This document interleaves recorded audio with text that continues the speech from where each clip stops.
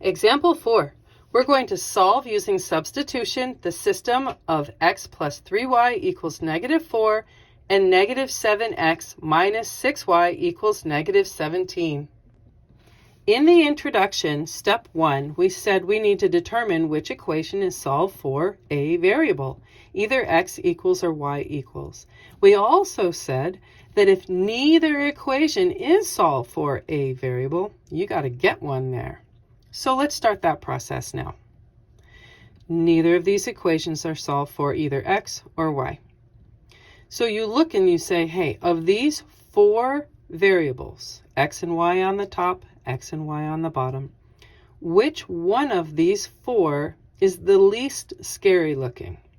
That's what you ask. And honestly, I would say that this x right here is the least scary looking variable.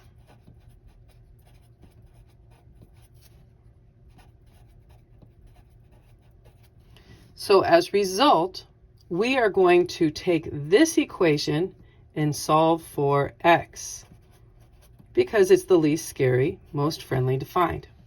And for this particular equation, all you have to do is subtract 3y on both sides of your river so that x ends up equaling negative 3y minus 4. Now we have an equation that is finally solved for a variable. And we, just like in the introduction and previous problems, circle its equation part. And then we say for step 2 that we are going to replace that variable in the other equation with this circled piece of information. So let's see what that looks like.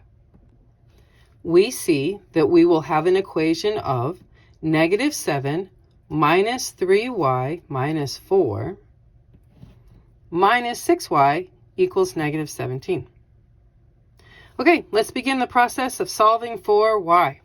We're going to distribute the negative 7 through the parentheses so that we have positive 21y plus 28 minus 6y equals negative 17.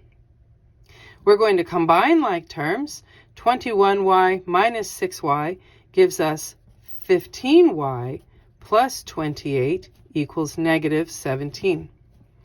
After subtracting 28 on both sides of the river, we find that 15y happens to equal negative 45. And finally, by dividing by 15, we have an end result of y equaling negative 3. Excellent. Truthfully, that was the hard work. We've done the hard part. Let's go finish this off. Now that we know what y is equal to, negative 3, we're going to use that by plugging it back into our circled equation so that we can solve for x. Let's see what that looks like. X equals negative 3 times the y value of negative 3 minus 4.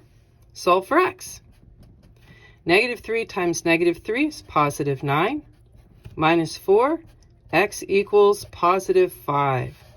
We have our final needed value. Let's go write our final answer. Of course, it's in the order of x and then y, regardless of which variable you found first. X had a value of 5, y had a value of negative 3, and as a result, the solution to our system of equations is the point 5, negative 3. And there you go.